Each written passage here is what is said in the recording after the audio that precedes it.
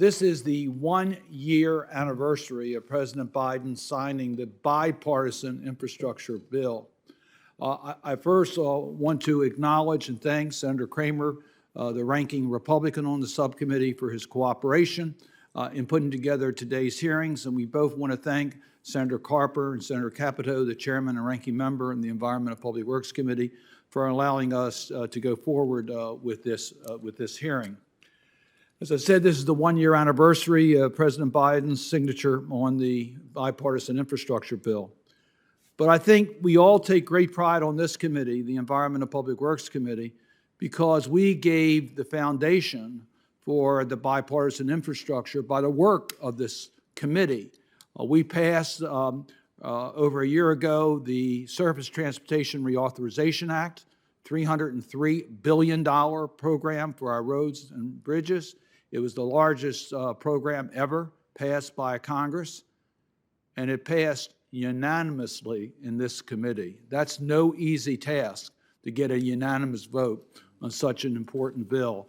And it laid the foundation for the bipartisan infrastructure package. So we take great pride in the work of getting that done.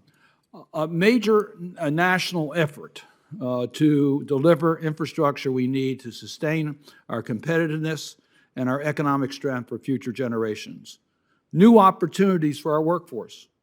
This bill is a lot about jobs, creating good jobs here in America, modernizing our infrastructure. A lot of us have traveled to other countries in Europe and Asia, and we look at their infrastructure and wondering, what are we thinking? We got to do better. Well, we are doing better by the passage of this bill. We advanced equity and we advanced safety with the bipartisan action, and we met the challenge of climate change. I'll talk about this a little bit later, but I just got back from COP27, which is the environmental conference that was held in Sharm el-Sheikh, Egypt, and I must tell you, the bipartisan infrastructure package was front and center. Americans were welcomed because that bill did much to deal with our obligations in regards to climate issues. There's opportunities for all states. So, yes, I'm going to talk a little bit about Maryland because I am proud of what we're able to get done through this bill in Maryland. There are many, many examples. I'm just going to give you a few concrete examples. Our multi-modal transportation hubs were dramatically helped by the passage of this bill. A grant to the Baltimore Penn Station, which is going to have a new life for the Baltimore metropolitan area. The new Carrollton Station in Prince George's County, which is the major hub for multimodal transportation in the Washington communities.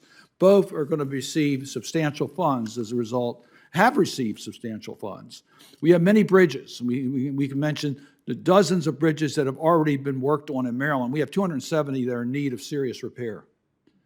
I know Mayor Day will talk a little about the Eastern Shore. There are a lot of bridges on the Eastern Shore, a lot of water on the Eastern Shore. So there's a lot of bridges on the Eastern Shore, and many are in need of attention. In Prince George's County, they got $560,000 to replace 2 bridges. That's just an example of what's already been acted on in the legislation. Today, we're going to look at it through the eyes of local government. Why? Because local government officials know their community best. They know what's needed for quality of life. They know what's needed for economic growth. They know where the priorities are in using transportation infrastructure to improve their communities. I am extremely proud of legislation that I originally authored with Senator Cochran of Mississippi, the Transportation Alternative Program. In the bipartisan infrastructure bill, a substantial improvement was made in the transportation alternative programs by an initiative that I initiated with Senator Wicker, again, from Mississippi. This is a bipartisan proposal. So we now have 10% of the surface transportation block grant programs devoted to the transportation alternative programs. These are programs that are competitive but are requested by local governments. The state makes the grants, but these are local programs to help local communities.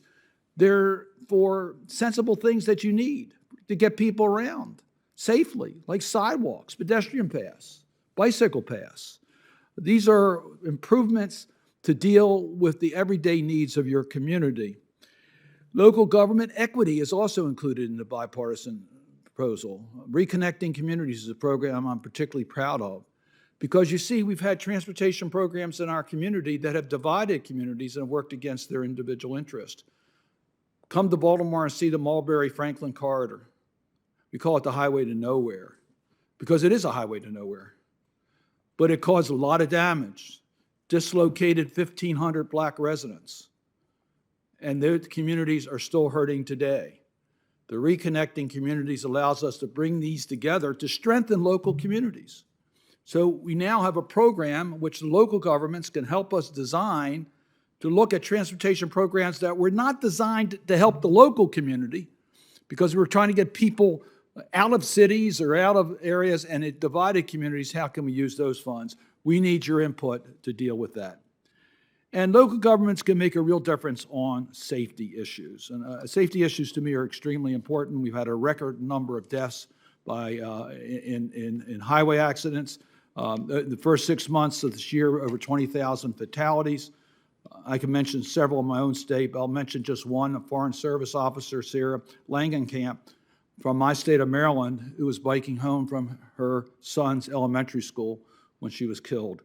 Bike safety is something that we can do much better with, and the transportation alternative programs can be used for that purpose as well. We've authorized for the Safe Streets and Roads, another program to help in regards to safety, $5 billion over the next 5 years.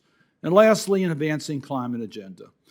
When you have sidewalks, you have safe bicycle paths where people can walk rather than taking cars. When we deal with the heated community centers that we can cool down by having a recreational space helped by the transportation programs. When we combine that with the monies we put in the bipartisan bill for electric vehicles and the infrastructure for electric vehicles, local governments can make a difference in meeting our needs on climate. And that was one of the major themes we had at our COP27 meeting. So there's a lot to talk about with our local officials: safety, equity, climate, quality of life, economy, jobs, and how local communities can help us meet the objectives of the bipartisan infrastructure package. Now, we have a really distinguished group of witnesses that I'm looking forward to hearing from, and we'll give you your introduction. But first, I want to turn it over to distinguished ranking member, Senator Kramer.